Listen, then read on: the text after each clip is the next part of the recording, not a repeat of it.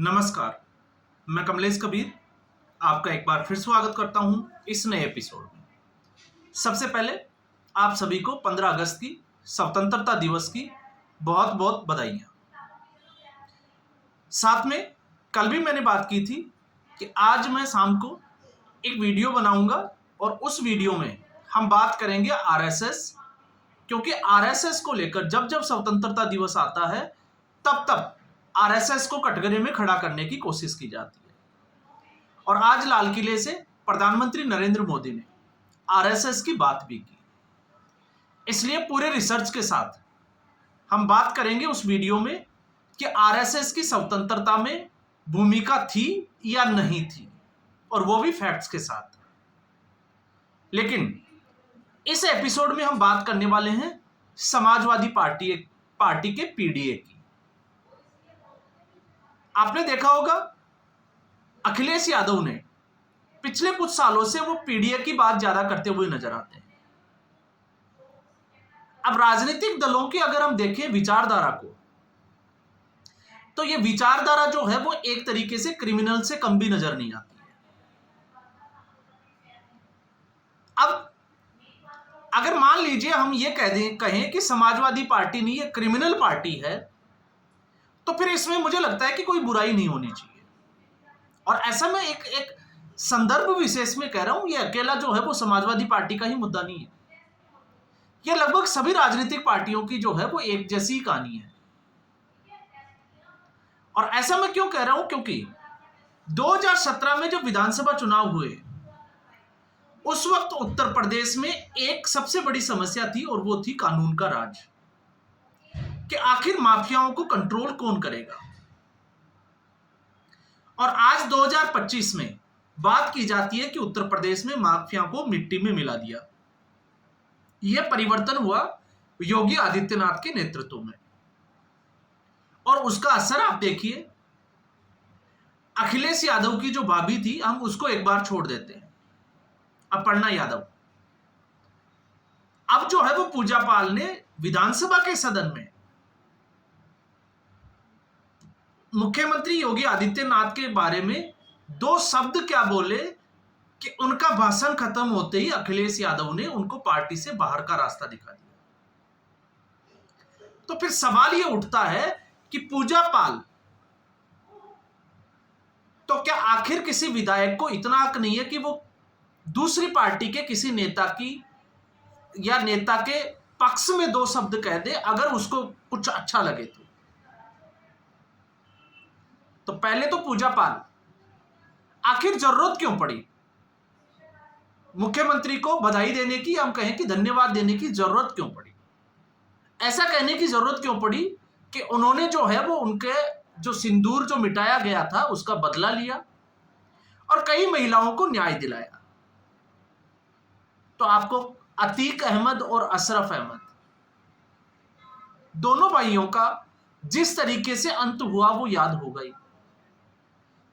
किस तरीके से कोलविन अस्पताल से बाहर निकलते ही उनको गोली मार दी गई। उससे पहले विकास दुबे भी आपको याद होगा। अब विकास दुबे मैं इसलिए कह रहा हूं क्योंकि आपको ये आंकलन जो है वो एक तरफा ना लगे। और जिस तरीके से उत्तर प्रदेश से खबरें आती है कि ऐसे लोगों को बख्शा नहीं जाता, तो अब सवाल यह उठता है कि आखिर पूजा पाल ने ऐसा क्यों कहा। तो पूजा पाल की शादी हुई जनवरी 2005 में, और 25 जनवरी को उनके पति जो इलाहाबाद पश्चिम सीट से विधायक थे, उनकी दो भाइयों ने हत्या कर दी। हालांकि केस जो है वो 9 लोगों पे चला, एक का नाम अतीक अहमद और दूसरे का नाम अशरफ अहमद। अब आप देखिए, सवाल ये उठता है कि ये समाजवादी पार्टी की बात नहीं है। समाजवादी पार्टी ने पूजा पाल को टिकट दिया, तो मुझे लगता है कि क्या पूजा पाल जो है वो एक राजनेता थी?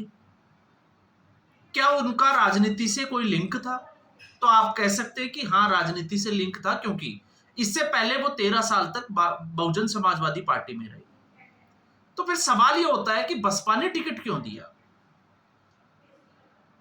और टिकट दिया तो फिर निकाला क्यों?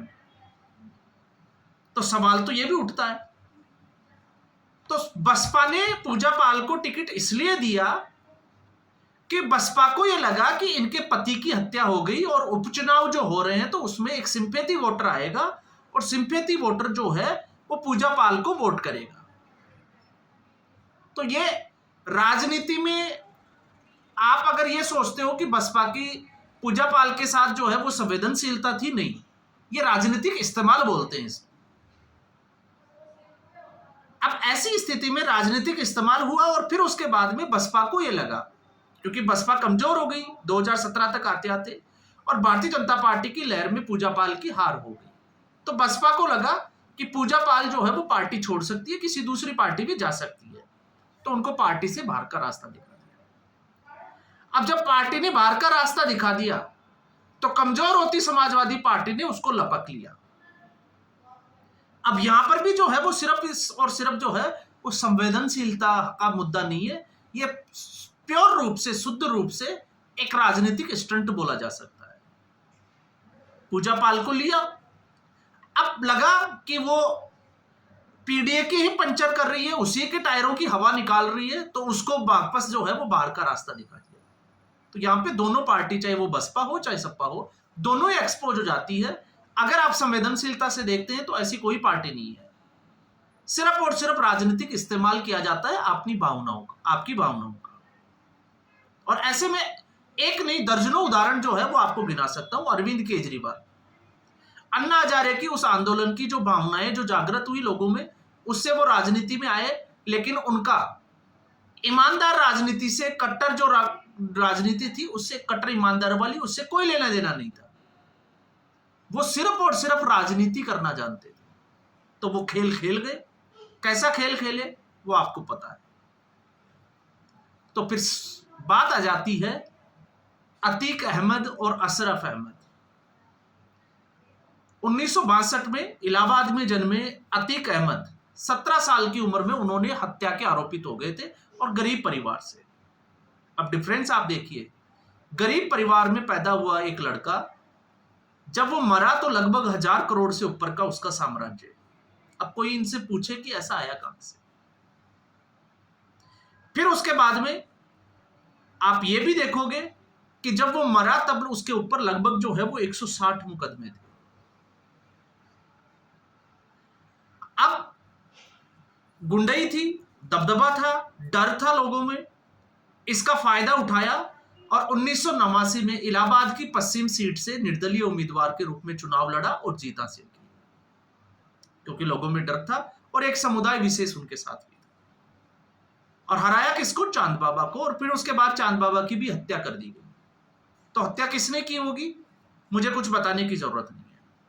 फिर उसके बाद में 1991 और 1993 दोनों बार फिर जो है वो निर्दलीय विधायक का चुनाव लड़ा। अब जो समाजवादी पार्टी समाजवादी होने का दावा करती है, उसको लगा कि उनकी ये एक सीट पक्की हो जाएगी, उनका एक वोटर फिक्स हो जाएगा, क्यों नहीं अतीक अहमद को अपने साथ लिया जाए। तो अतीक अहमद को अपने साथ लिया 1996 में और सीट बदल दी गई, प्रतापगढ़ से उनको चुनाव लड़ाया जाता है। तो इस बार समाजवादी पार्टी के चेहरे के रूप में अतीक अहमद की जीत होती है। लेकिन अतीक अहमद के जो कारनामे और काम जो था वो ठीक वैसे ही चल रहा था जो पहले जो काम कर रहा था, चाहे वो रंगदारी हो, हत्याएं करवाना हो, जमीनों के ऊपर कब्जे करना हो या फिर कब्जे छुड़ाना हो। फिर 2002 में जो है वो इलाहाबाद सीट से चुनाव लड़ा, फिर वो चुनाव जीत गए। लेकिन 2004 में उन्होंने लोकसभा के लिए जो है वो चुनाव लड़ा और वो सांसद बन के पहुंच गए।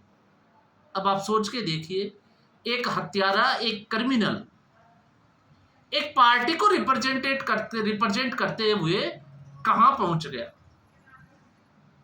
जिस संसद से एक भारतीय को उम्मीद होती है कि शायद वो उनके लिए एक भारतीय होने के नाते उनके हक में जो है वो कुछ फैसला लेंगे। तो अगर चोर को आप राजा बनाओगे तो आप उससे जो है वो सुरक्षा की उम्मीद नहीं कर सकते। और फिर इसके बाद में इसी विधानसभा सीट पर पहले चांद बाबा को जो है वो मर्डर करवाया और फिर उसके बाद में दोनों भाइयों ने मिलकर, अतीक और अशरफ ने, राजू पाल की हत्या की। और आप विडंबना देखिए कि आज समाजवादी पार्टी जो है वो पूजा पाल की बात करती है। उस वक्त जब उपचुनाव हुए तो पूजा पाल के साथ ने इसी अशरफ मोहम्मद को, अतीक अहमद के भाई को टिकट दिया और समाजवादी पार्टी की तरफ से वो चुनाव भी जीते। फिर हालांकि उसके बाद में जो चुनाव हुए उसमें पूजा पाल ने जो है वो एक बार अशरफ को और फिर 2012 तक आते आते अतीक अहमद दोनों को चुनाव हरा दिया। 12 साल की लंबी लड़ाई चली और उसके बाद सुप्रीम कोर्ट ने आदेश दिया और 2 महीने में ट्रायल खत्म करने का। तो उस वक्त अहम गवाह थे उमेश पाल। तो आपको पता होगा फरवरी 2024 में, आई थिंक डेट भी जो है वो इसी के आसपास है, 23 या 24 फरवरी 2024, कंफर्म नहीं है।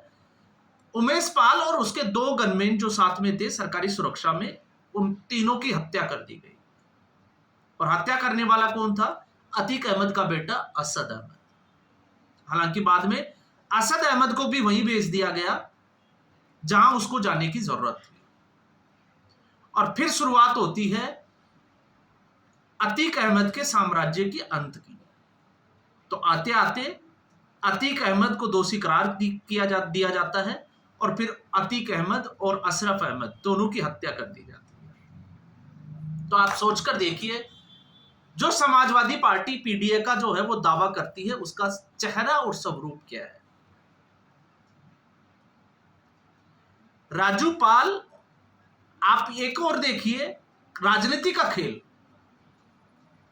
कि आपने एक पद का लालच दिया और दूसरा उसके पति का हत्यारा, दोनों ही एक पार्टी से जुड़े हुए हैं और दोनों की ही राजनीति चल रही है।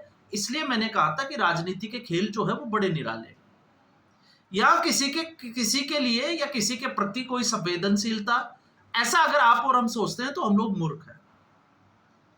राजनीति में सिर्फ जो है वो चालें चली जाती है, मौके का फायदा कैसे उठाया जाता है।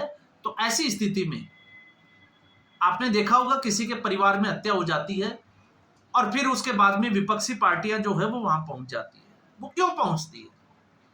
उनसे कोई लगाव है? उनको कोई खाना दे रहे हैं? उनके परिवार को कोई नौकरी दे रहे हैं? नहीं। आज तक जितने नेता गए उनके परिवार आज भी वैसे ही हैं जो पहले थे।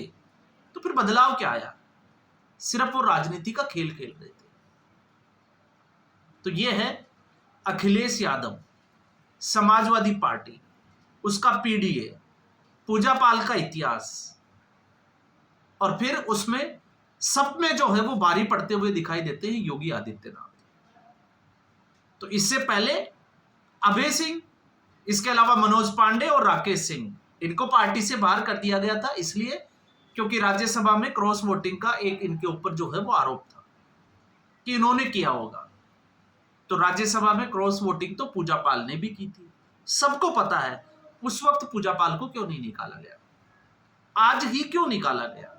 आज इसलिए निकाला गया क्योंकि इस वक्त उत्तर प्रदेश में योगी आदित्यनाथ को कानून के मुद्दे पर, लॉ एंड ऑर्डर की जो सिचुएशन है उसको लेकर घेरने का पूरा प्रयास किया जा रहा है। अब उत्तर प्रदेश छोटा राज्य तो नहीं है, सबसे ज्यादा जनसंख्या वाला राज्य है। तो ऐसे में हम ये कहें कि घटनाएं ना के बराबर हो जाए, ये तो मुश्किल है।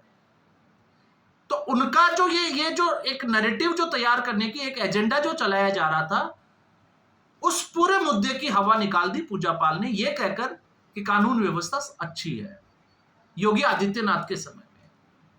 तो डर क्या था वो अब आप समझ गए होंगे। तो आज के एपिसोड में बस इतना ही। उम्मीद करूंगा वीडियो एपिसोड आपको पसंद आया होगा। वीडियो को लाइक करें, शेयर करें, चैनल जरूर सब्सक्राइब करें। धन्यवाद।